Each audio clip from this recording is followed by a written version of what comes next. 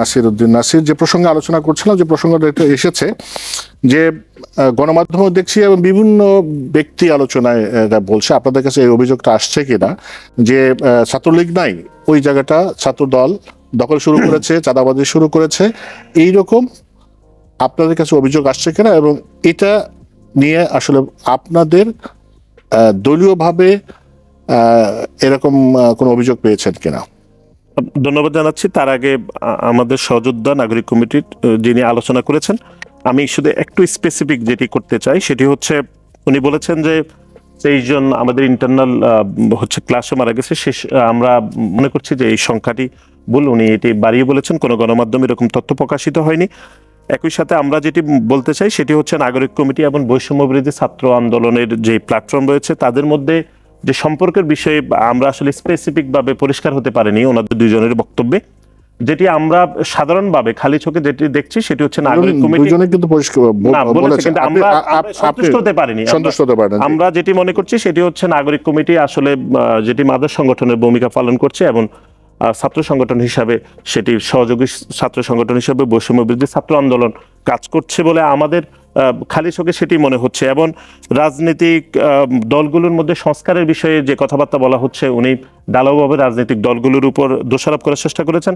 আমরা তো প্রতি ভাবনায় বলতে পারি যে নাগরিক কমিটি যে কমিটি করেছে তারা কোন প্রক্রিয়া আসলে কমিটিগুলো করেছে, এবং কেন্দ্রীয় শহীদ মিনারে যে এত বড় সমাবেশ হলো, সারা বাংলাদেশ থেকে এতগুলো বাস আসলেন, সে বাসগুলো আর্থিক সংস্থান কিভাবে নাগরিক কমিটি করেছে, বা বৈষম্য বিরোধী ছাত্র আন্দোলনের প্ল্যাটফর্ম থেকে কিভাবে হয়েছে, সেগুলো আসলে জাতি জানতে চাই, সে বিষয়ে নিশ্চয়ই তারা ব্যাখ্যা দিবেন। এবং একই সাথে আপনি যেটি আমাকে জিজ্ঞেস করেছেন সেটি হচ্ছে, 5ই আগস্ট ছাত্র জনতার গণ অভ্যুত্থান পরবর্তী সময়ে আসলে বাংলাদেশের ছাত্র রাজনীতিতে একটি ইতিবাচক পরিবর্তন আমরা লক্ষ্য করছি। আপনি দেখেছেন যে গত 15.5 বছর ধরে ছাত্রলীগের সন্ত্রাসীরা বিভিন্ন ক্যাম্পাসগুলোতে যে দখলদারিত্ব এবং যে নেগেটিভ রাজনীতি কায়েম করেছে, বিশেষ করে গেস্ট রুমের মতো ভয়াবহ নির্যাতন, পিটিয়ে মানুষ মেরে ফেলা, জোর করে মিছিলে নেওয়া, চুরি চিন্তা, যাবতীয় যে নেতিবাচক রাজনীতি কায়েম করেছে ছাত্রলীগের সন্ত্রাসীরা, তার বিপরীতে আপনি 5ই আগস্ট ছাত্র জনতার গণ অভ্যুত্থানের পরবর্তী সময়ে আপনি যে জোর করে মিছিলে নেওয়ার এরকম একটি ঘটনা বাংলাদেশে ঘটেনি। এবং গেস্টরুম কালচারের যে নির্যাতন, সেটিও আমরা গণমাধ্যমে একটিও দেখিনি। সেটি বরং আমরা দেখেছি যে চট্টগ্রাম পলিটেকনিক্যালে আমরা দেখেছি যে একটি ছাত্র সংগঠন জোর করে অন্য ছাত্র সংগঠনকে বাধা দেওয়ার ঘটনা আমরা দেখেছি, 2-1টি ঘটনা ছাড়া। আমরা যেটি মনে করছি সেটি হচ্ছে, বাংলাদেশ জাতীয়তাবাদী ছাত্রদল একটি বড় ছাত্র সংগঠন। এখানের আমাদের কিছু নেতা কর্মীরা 5ই আগস্ট ছাত্র জনতার গণ অভ্যুত্থান পরবর্তী সময়ে কিছু ভুল ত্রুটি করেছে, কিন্তু তার বিপরীতে গণমাধ্যম সেটিকে অনেক বেশি ফলাও করে প্রচার করেছে। এবং এক শ্রেণীর ছাত্র সংগঠন রয়েছে যারা ছাত্র দলের নেতা কর্মীদের নামে বিভিন্ন প্রোপাগান্ডা তৈরি করে এক ধরনের হাইপ তৈরি করা হয়েছে।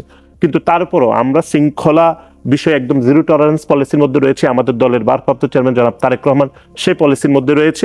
আমরা মনে করছি নেতাকর্মীরা যে ভুলগুলো করছে তার বিপরীতে আমরা কি ধরনের ব্যবস্থা নিচ্ছি সেটি আসলে সবচেয়ে গুরুত্বপূর্ণ। আমরা ইতিমধ্যে প্রায় 300-এর অধিক নেতা কর্মীকে আমরা বিভিন্ন মেয়াদে আমরা শাস্তি দিয়েছি, বহিষ্কার করেছি। কিন্তু সে শাস্তি দেওয়ার পরবর্তী সময়ে আমরা ওই ঘটনা অত্যন্ত নিবিড়ভাবে যখন আমরা তদন্ত করে দেখেছি, তখন দেখেছি আমাদের নেতাকর্মীরা সেভাবে আসলে ওই ঘটনায় সম্পৃক্ত নয়, বরং গণমাধ্যমে নিউজ হয়েছে এবং প্রোপাগান্ডা তৈরি করে সামাজিক যোগাযোগ মাধ্যমে এক ধরনের হাইপ তৈরি করা হয়েছে। তারপরও আমরা মনে করছি যে আমরা যাবতীয় ঘটনার বিপরীতে কি ধরনের পদক্ষেপ নিচ্ছি সেটি আসলে গুরুত্বপূর্ণ, এবং যে ঘটনাগুলো আমরা নিচ্ছি সেটি আসলে গণমাধ্যমে সেভাবে প্রচারিত হচ্ছে। আপনি গণমাধ্যম সেটা দিচ্ছেন না? আমরা দোষ দিচ্ছি না, আমরা বলছি কিছু কিছু গণমাধ্যম, আমরা সব গণমাধ্যমে দিচ্ছি না। এর বাইরে যে প্রোপাগান্ডাগুলো হচ্ছে বিভিন্ন ছাত্র সংগঠনগুলো করছে, সেই প্রোপাগান্ডাগুলোকে হাইপ করে ছাত্রদলের নামে বেনামে এক ধরনের প্রোপাগান্ডা তৈরি করা হচ্ছে। আমরা ইতিমধ্যে আমরা মনে করছি যে 5ই আগস্ট ছাত্র জনতার গণ অভ্যুত্থান পরবর্তী সময়ে আমরা 21 শতক উপযোগী একটি মেধাভিত্তিক ছাত্র রাজনীতি বিনির্মাণে বাংলাদেশের সাধারণ শিক্ষার্থীদেরকে বাংলাদেশ জাতীয়তাবাদী ছাত্র দলের রাজনীতি অংশীদারিত্ব করার জন্য আমরা সদা প্রস্তুত রয়েছি, এবং সেই বিষয়ে আমাদের কাজও চলমান রয়েছে।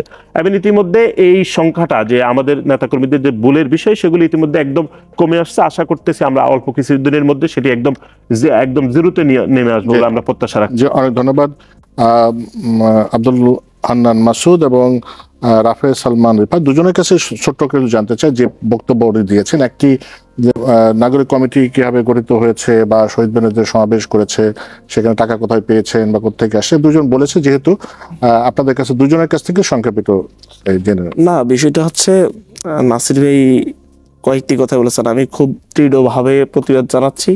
সাতক্ষীরাতে বৈষম্য বিরোধী ছাত্র আন্দোলনের মধ্যে কোনো ধরনের সংঘর্ষ হয়নি। 8 জন পদত্যাগ করেছে। তারা মনে করেছে যে হচ্ছে এই কমিটিতে অনেক আন্দোলনকারী আমরা জায়গা করে দিতে পারিনি, যার কারণে তারা পদত্যাগ করেছে অভিযোগ দিয়ে সংবাদ সম্মেলন করে। যখন হচ্ছে একটি সংগঠনের কেন্দ্রীয় পর্যায় থেকে একটি দায়িত্বশীল পদে থেকে যখন হচ্ছে এই ধরনের মিথ্যা কথা সরাসরি না না, মিথ্যা না, আমরা দিচ্ছি, মারামারি তো হয়েছে, এরকম কোন আমরা দিচ্ছি আপনাকে, দেখি নাই। যদি এমনটা হয়ে থাকে তাহলে আমি বিষয়টা দেখতে চাইবো, কারণ এটা একটা পুরোপুরি আমার কাছে মনে হচ্ছে, কারণ সারাদিন আমরা এই বিষয়টা দেখছি। এরপর হচ্ছে আর্থিক সংস্থান, আমার কাছে খুবই মনে আছে যে হচ্ছে 28 অক্টোবর যখন হচ্ছে বিএনপি 28 অক্টোবর পর্যন্ত বড় বড় প্রোগ্রামগুলো করতেছিল, বিভাগীয় সফরগুলো বলতেছিল, গণভবন থেকে এসির বাতাস খেতে খেতে শেখ হাসিনা জিজ্ঞাসা করতেছে হচ্ছে বিএনপি এত টাকা পায় কোথায়। এখন আমাদের কাছে হচ্ছে ভাইয়েরাও যখন আমাদেরকে, বিএনপিও তো অনেক বড় বড় প্রোগ্রাম করে, ছাত্রদল করে, ইয়ে করে, আমাদের জায়গা থেকে কখনো মানে হচ্ছে এই প্রশ্নটা আসলে এত টাকা পায় কোথায়। কিন্তু বৈষম্য বিরোধী ছাত্র আন্দোলন একটা গণ অভ্যুত্থানের শক্তি, এই দেশের মানুষ এখনো তাদেরকে লালন করে, ধারণ করে। আপনার যখন রাত 2টা বাজে যখন হচ্ছে বলে দেওয়া হয় যে হচ্ছে প্রথমে রাত 12টায় বলে দেওয়া হয় যে কালকে প্রোগ্রাম হচ্ছে না, তারপরে আবার যখন রাত 2টা বাজে বলা হচ্ছে যে হচ্ছে প্রোগ্রাম হচ্ছে, সময় পাচ্ছে হচ্ছে, যেমন নোয়াখালী থেকে যদি কেউ আসতে হয় 6 ঘন্টা সময় লাগবে, বিকেল 3টায় প্রোগ্রাম, 10টার মধ্যে বের হতে হবে, তারা গাড়ি অ্যারেঞ্জ করে আসবে, ইয়ে করবে, আর্থিক সংস্থান তাদেরকে দিবে কোথা থেকে? এই যে নিজ দায়িত্বে এলাকার সাধারণ মানুষজন তাদের পকেটের টাকা দিয়ে তারা যখন এখানে আসে, যখন ছাত্রদেরকে পাঠায়, এই যে এরকম করতে, এমনকি হচ্ছে আমার বিভিন্ন জায়গা থেকে মিছিল নিয়ে আসা, এই জায়গাতে যখন অর্থের কথা আসে, যে হচ্ছে আমার কাছে দুঃখ লাগে যে হচ্ছে এখন পর্যন্ত বৈষম্য বিরোধী ছাত্র আন্দোলনের মানুষের মনে কতটা জায়গা করে নিয়েছে, এই বিষয়টা হয়তো ভাইদের ধারণায় এখনো নেই যে মানুষ কিভাবে চাচ্ছে এখানে আসার জন্য। যদি সেই ঘোষণাটা যদি 12টায় যদি না দিয়ে, যদি হচ্ছে 2টায় না হয়ে যদি সেটা যদি আগের মতোই থাকতো যে হচ্ছে না আমরা স্থগিত করি নাই, বাতিল করি নাই, তাহলে তো পরের দিনের 2 গুণ 3 গুণ মানুষ হতে পারতো। এখন আর্থিক বিষয়টা নিয়ে প্রশ্ন অনেক তুলতে পারে, যদি ভাইরা যদি বলে যে হচ্ছে হ্যাঁ আমরা কোথাও কাউকে টাকা দিয়ে এনেছি বা যেমন হচ্ছে রাজনৈতিক দলগুলা কামরাঙ্গীচর থেকে ভাড়া করে আনে, বিভিন্ন বস্তি থেকে ভাড়া করে আনে, এমন ন্যূনতম কোনো অভিযোগ আছে কিনা যে হচ্ছে কোথাও থেকে ভাড়া করে মানুষ এনেছে বা আর্থিক জোগাড়ের কথা বলে, বা কোনো গাড়ি আমরা নিজেরা বুক করে আনছি কিনা যে হচ্ছে যে আমরা টাকা দিচ্ছি আপনারা আমাদের স্টুডেন্টকে নিয়ে আসেন, এমন কোনো রেকর্ড আছে কিনা? তাহলে শুধু বিতর্কিত করার জন্য প্রশ্ন তোলা, এটা হচ্ছে খুবই আগামী রাজনীতির জন্য আমরা এটাকে সৌন্দর্য মনে করি না। কারণ হচ্ছে এটা পানির মতো পরিষ্কার, এটা হচ্ছে স্পষ্টত যে হচ্ছে মানুষ কিভাবে এসেছে পঙ্গপালের মতো, সেটা মানুষজন দেখেছে। যেমন 5ই অক্টোবর যেমন মানুষ এসেছে, ঠিক একই রকম 31শে ডিসেম্বর অনেক মানুষ এসেছে, অনেক মানুষ আসতে পারেনি। সামনের দিনে ইনশাল্লাহ আরও বেশি মানুষ আসবে এই প্রক্লেমেশনের পক্ষে, গণপরিষদের পক্ষে, নতুন সংবিধানের পক্ষে, মুজিববাদী সংবিধানের বিরুদ্ধে। কারণ মানুষ এটা চায়, ধারণ করে।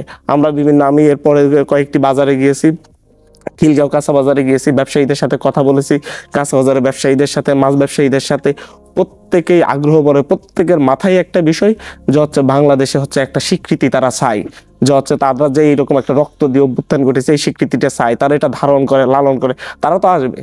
আমরা এই পর্যায়ে সেই স্টুডেন্টরা এসেছে বেশি, অধিকাংশই দেখেছেন যে হচ্ছে সামনের দিনে এই প্রক্লেমেশনের পক্ষে আসার জন্য এই দেশের প্রতিটি মানে হচ্ছে ফুটপাতের ব্যবসায়ী থেকে শুরু করে একজন পর্যন্ত, প্রভাবশালী ব্যবসায়ীরা পর্যন্ত অপেক্ষা করছে।